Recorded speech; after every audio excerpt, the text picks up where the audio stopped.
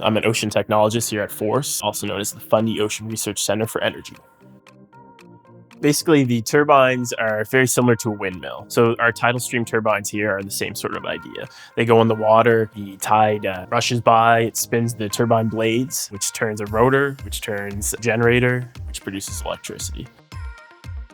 The Bay of Fundy has the highest tides in the world, and here in the Minas Passage, 14 billion tons of water flow past here every day. At its peak, it flows by at about 20 kilometers per hour, and from high tide to low tide, it rises and falls to the equivalent of about a 5-story building.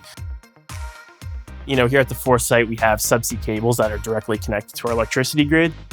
One of our developers has a turbine that looks literally like a water wheel, sits on the surface. Another turbine, which almost looks like an airplane that sits on the surface with two propellers to the left and right. And then there's also bottom-mounted turbines, turbines that sit on the bottom of the ocean as well.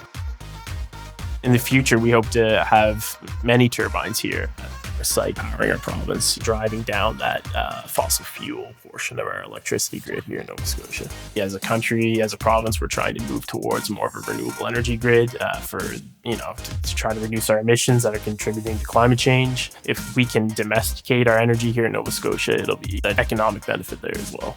There's enough potential energy flowing past here in the tides every single day here in the Minas Passage that could power up to 2 million homes. So obviously that's a scenario where there's turbines using the whole resource.